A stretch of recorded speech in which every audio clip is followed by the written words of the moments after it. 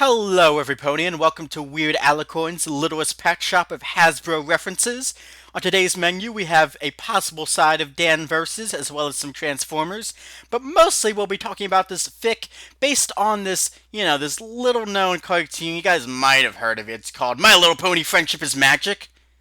Anyway, yeah, it's Weird Alicorn, and I'm going to be reading more of Close Bonds today.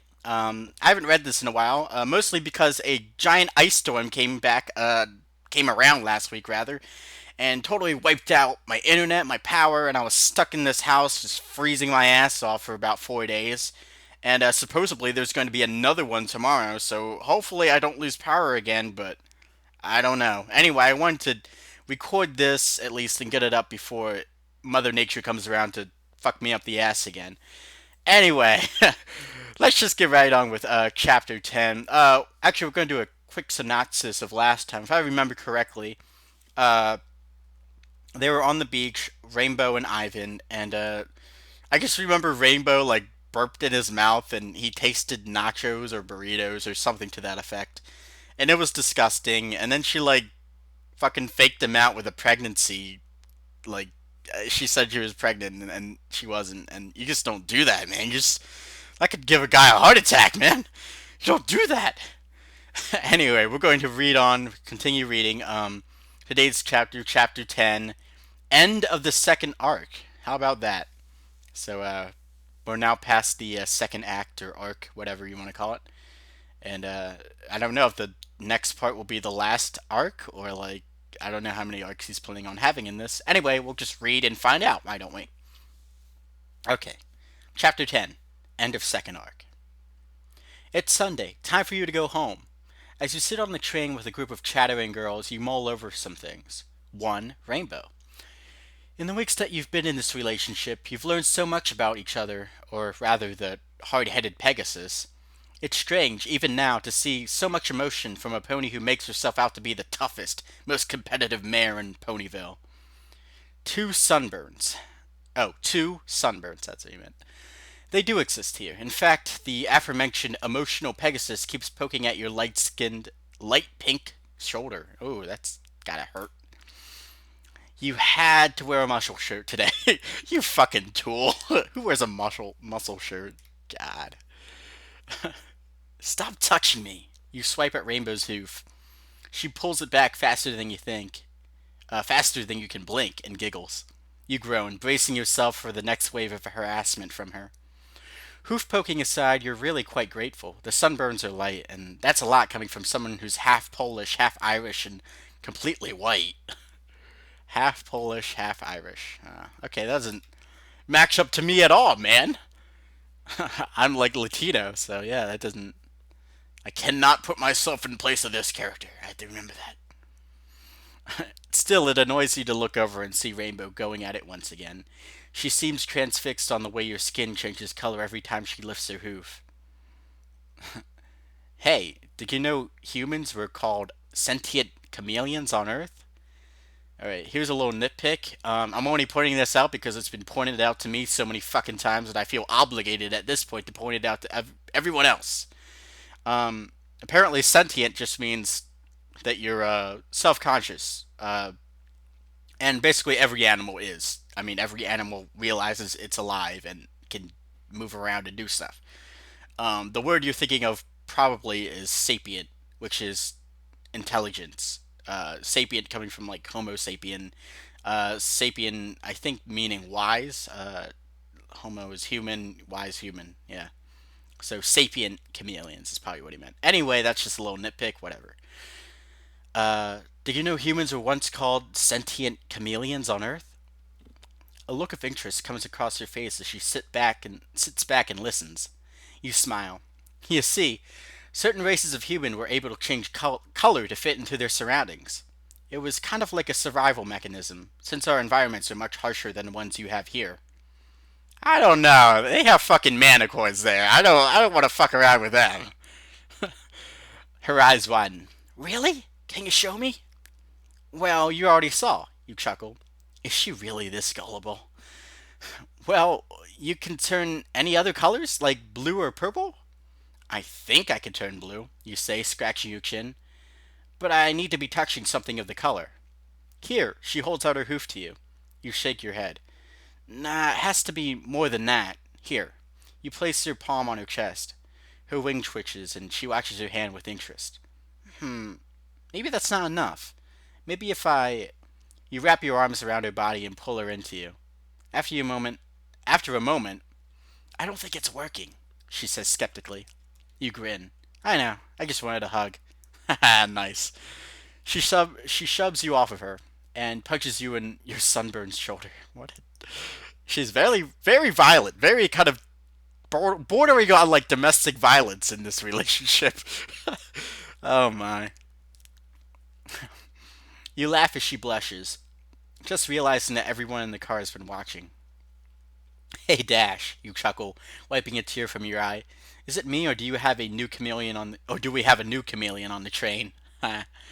She punches you again, much harder this time. You play it off, managing to maintain your grinning composure. But in actuality, she just gave you a dead arm. God, I hated that. Do you guys remember that in school? Like, the kids would come up to you and like, that was like, it was either like an Indian rug burn, which is like they were twisting your arm until your fucking skin peeled off, or a dead arm where like someone would just punch you repeatedly in the same spot. It's always like on the arm. It's always on the bicep, and I just I'm glad to be out of school. uh, what is this? Who is this talking? Oh, come on now. Who wouldn't want a hug from our dear Ivan? She giggles, winking playfully at you. You flash her a wink in return. You open your mouth to say something, but a high-pitched, sweetie voice pierces the air. Hey, we're stopping! Look! Everyone looks out the designated windows. Sure enough, the speed of passing dirt and underbrush is beginning to slow. A voice comes over the intercom. Hello, this is your conductor speaking. I'm quite sorry to inform you that, unfortunately, there has been a slight delay. Everyone in the car groans. The squeaking of the brakes resounds throughout the train. We will be making a stop at. We'll be stopping at Dogwood Forest momentarily. Estimated time of delay is, he seems to hesitate, approximately 2 to 3 hours. An even louder groan resounds from the train's occupants. As if trying to appeal to this, the conductor's voice comes onto the intercom again. All passengers will be allowed to temporarily exit the train during the wait period. Please do not stray too far from the train, as we will be calling passengers back 15 minutes before departing. Thank you for your patience, and once again, we are very sorry for the inconvenience. Yep, that's what happens, man. Sometimes trains are fucked over. Anyway, we have a text, breaking the text. You sit outside the train, digging through your backpack before pulling out 2 jagged rocks. Aha! Rainbow cocks her head. And why do you have 2 rocks in there again?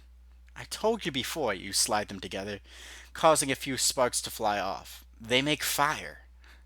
Ooh, she rolls her eyes. And you didn't think of using them when we were all looking for matches a few nights ago? You shake your head. No, because I didn't bring any survival backpack to the beach. It just didn't seem necessary at the time. She blows her bangs out of her eyes. The other reason is that starting a fire with flint and steel is a lot harder than it looks. Yeah, man, I've been in Boy Scouts. I know. I bet I can do it. You chuckle. That's what they all say. Come on, Ivan. You look at her for a moment. You're surprised she doesn't lash out with an insult or something like she usually does. You roll your eyes. All right. Just remember to use something really thread-like, like some dead grass. Then slowly work your way up to the heavy stuff. Fire's an art. Something that can't be rushed, all right? You're not even done talking, and already she started a spark showering a sparks. What? I believe that's a typo. Showering sparks onto a pile of twigs. You shake your head. I'm gonna go get some berries. I'll be back in 15. She replies, but doesn't look up from her fire making. 15 minutes? It takes that long to get some snacks from Rarity's bag? No, I'm going into the forest. She looks at you worriedly. After a moment, she lets out a breath. 15 minutes, all right? You nod, zipping up your backpack. Before you enter the brush, you turn and wave. You better not come back with a dead rabbit or something, Rainbow jokes. Rabbits need cooking. I don't see a fire anywhere, you counter. She sticks out her tongue at you, then waves back. The forest is alive today. Birds hidden from view call from the trees, while the frogs in the grass and bushes croak it from their moist spots. Moist spots. That just sounds dirty. A smell hangs in the air. It reminds you of the scent of wood. It reminds you of the scent wood has after being left outside in the rain. There we go. As you scan for edible berries, or maybe even a flower that Rainbow could enjoy, something glints, catching your eye. You stop and take a few steps back. There it is again. You turn towards the source of light and find what looks to be a piece of metal, or at least it looks like that from the distance. As you come closer to the mysterious object, it becomes clear to you that you found a hatchet. It has a clip on, as if to be put on a belt. Even from where you stand, you can see that the handle is rounded and rather wide. It strikes you as odd, since the handles on most hatchets belonging to ponies are thinner and square to fit the ponies' mouths. In fact, it looks a lot like a human axe. You pick it up and inspect a little closer. The blade looks like it was dipped in a bucket of blood, as well as part of the handle. You find a name burned in near the base of the blade. You recognize the burning. As you read the name, you begin to shake. I. Walchik. Hey, Clay. Take this, will ya? You hand Clay the old but reliable hatchet. He looks at your outstretched hand for a moment, hesitant to take the axe. Your little brother sighs. Why should I carry it? It's your hatchet. You roll your eyes, trying to recall how many times you've had to tell him this. For one, Clayton, I'm a year older than you, making me in charge. Two, since I'm leading the way into the cave, I'm more likely to trip or fall, so I really shouldn't be holding an axe. Three, you have the utility belt. Utility belt? Was he, Batman? you'll have to you'll have two free hands if you just clip the axe on while I hold the flashlight. He groans. Just put the axe in your damn backpack then. You point a convicting finger at him. Hey, watch your fucking language. Nice. You wanted to go into this cave, right? Well, this is the only way. He takes the hatchet, but shakes his head. I don't really want to go in there anymore. Fine, you throw up your hands. Don't then. But now I want to. So stay right here till I get back, alright? He just glares at you. You take that as a silent agreement. Taking off your guitar in its case, which you brought with you for some inexplicable reason, you begin to make your way down into the hole. You flick on your flashlight.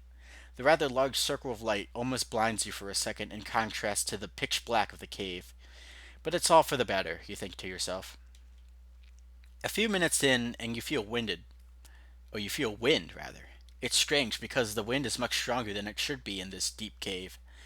Also, opposed to common knowledge, it seems to be leading away from the entrance you came through. Maybe there is another entrance somewhere else. You check to make sure you still have enough rope to continue the trail you're making. As it seems, you only have enough for another 40 feet. You walk about 10 yards, turning a corner to follow the wind. When you think you see a light that isn't your own. Oh, that was a comment there. When you think you see a light that isn't your own.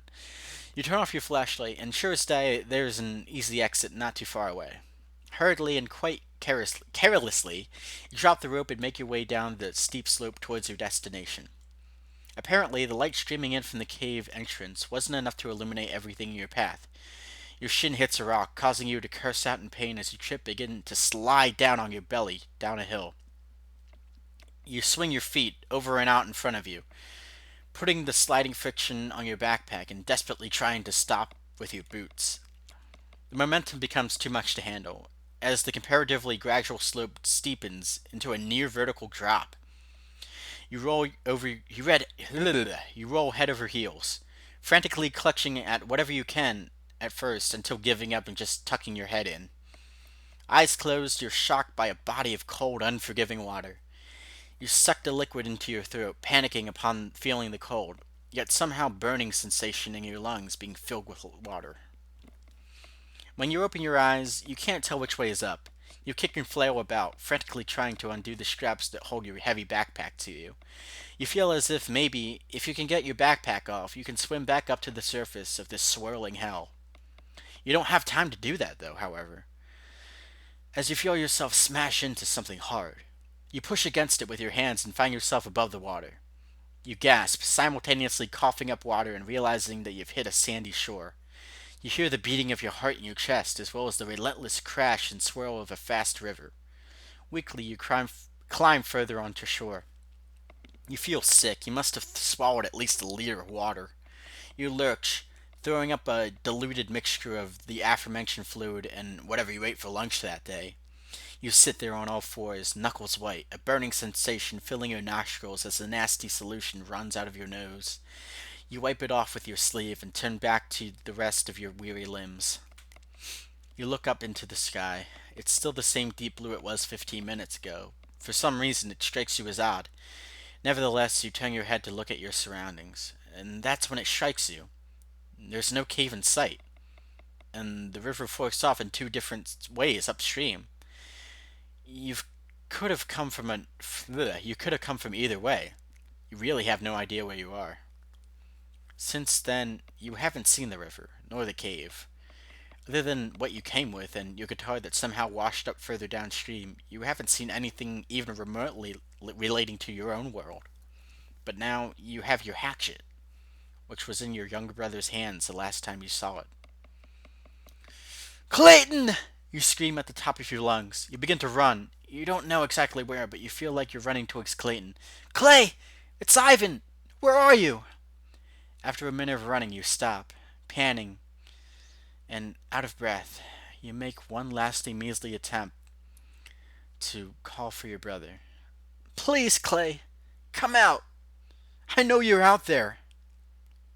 You drop to your knees, letting go of the axe, and you bring your hands to your face in despair. Okay, wow. So we just kind of figured out how he got to Equestria, apparently. He uh, went into some cave, fell into some water, and then he popped up in Equestria. So that's kind of mysterious. Anyway, let's continue on. You eventually find yourself near the train again. An agitated looking Rainbow looks up from her attempted fire and with your flint and stone and glares at you. Where have you been? She asks in an accusing tone. You said you would be back in 15 minutes. It's been half an hour. It's not like the train's leaving anytime soon, is it? You mutter. This makes her frown furrow deeper. Yeah, but I was starting to get worried about... Hey, don't ignore me! She flies up to you, getting in your face. But you just give her an icy stare. Leave me the fuck alone. Got that? She looks shocked. Her shock seems to turn into anger again, but she does as you say. The ride home is rather silent. All the ponies you're with sense your mood and just keep to themselves.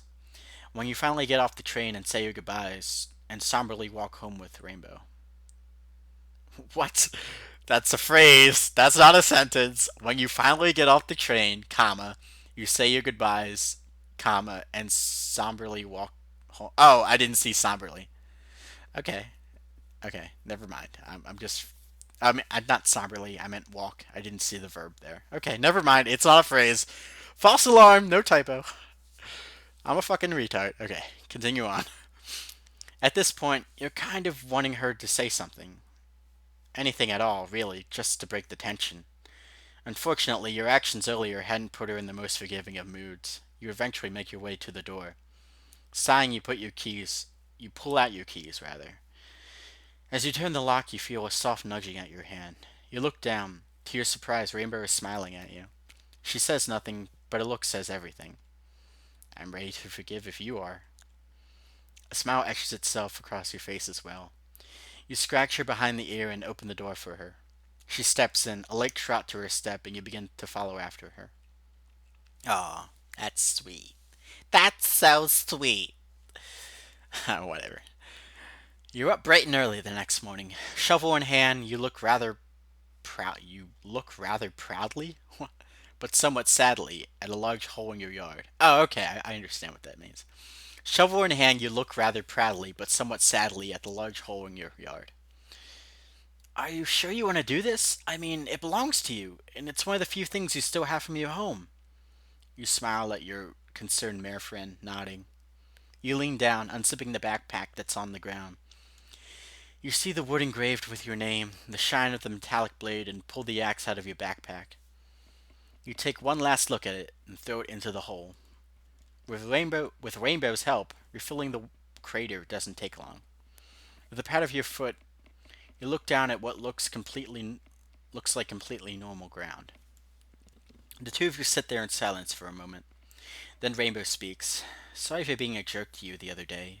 I had no idea what was going on, and I should have been more concerned about the way you were acting. You kneel down and give her a peck on the lips. Don't worry about it. We both said things we shouldn't have. You head back inside, taking off your hat and leaning the shovel on the wall next to the back door. Thoughts deep and somber come and go. Hey, you feel a tug on your pant leg. You look down at Rainbow, who looks at you straight in the eye. You gonna be okay? You take a deep breath, letting go all the pangs of sadness, and with a final exhale. Yeah, I think so. I mean, I have you, right? She smiles, fluttering up to kiss you on the cheek. After a close moment together, she flies back into the kitchen to make breakfast for the two of you. You don't know what happened to your brother. You have no idea if he's dead, if the blood was his, or if he's alive, roaming about somewhere in Equestria, or maybe even some other nation. But you've been battling with yourself for far too long over this. For now, you bury the hatchet. Oh my. You motherfucker, Sneaky. You motherfucker. You bury the hatchet? Get the fuck out of here. What? Oh my god. That was like I know that was just like an on the spot like thought. He's like, I gotta put that at the end of this chapter, burying the hatchet. That's it. That's gonna be a perfect ending. I know that because I've had those moments as well. I usually try to swat those thoughts away though, but whatever. Whatever, it was cool.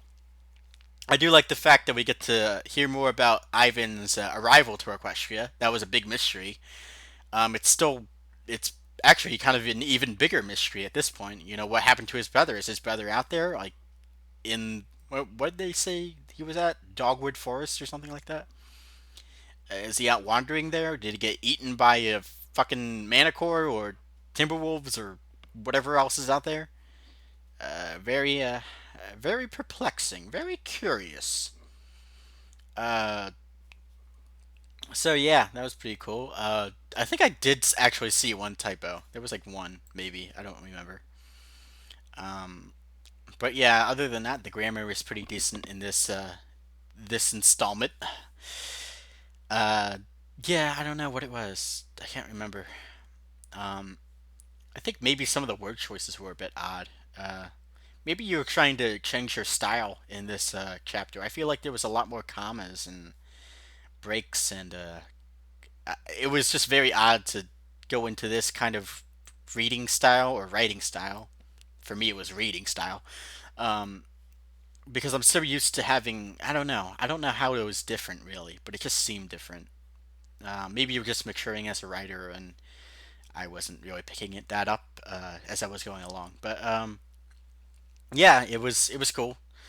Uh, Once again, I said like yeah that just the mystery surrounding Ivan's arrival, and his brother Clayton.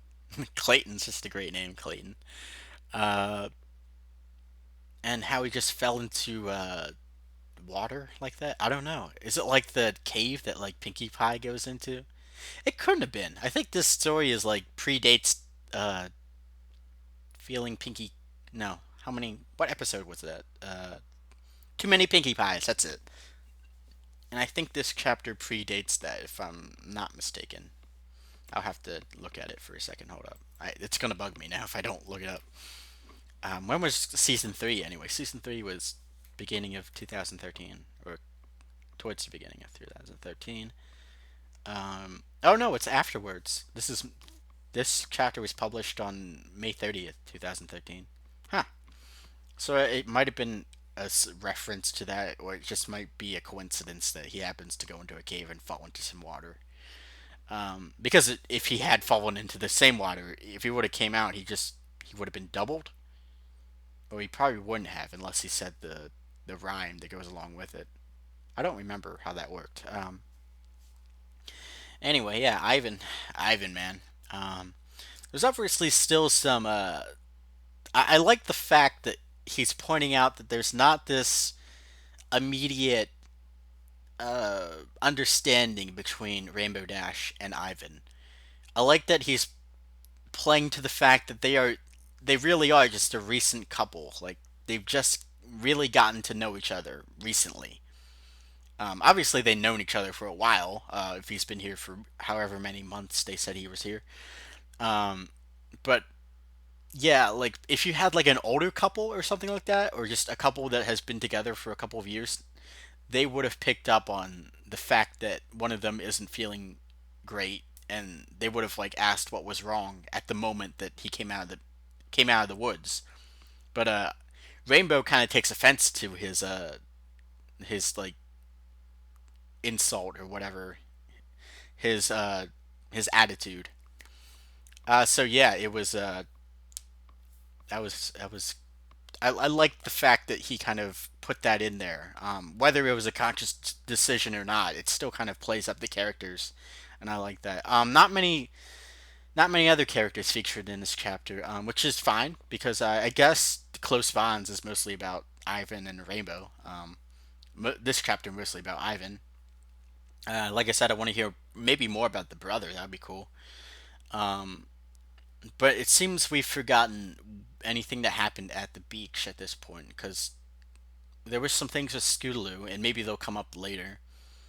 And also, there's this kind of backseat feud going on between Applejack and Ivan, which was supposedly resolved. I feel like that's going to come back though pretty soon. Or at least I want it to come back soon. Oh, cool. He actually, I was just reading through the description for a second, and I just realized, what was it? Close Bonds is now on YouTube. Weird Al Coin is doing some awesome readings, and apparently has a great singing voice. Awesome. Thank you, Sneaky. That's fucking great. uh, yeah, so I'll be posting this video up pretty soon, and I'll be back with another one real soon, guys. Check you later.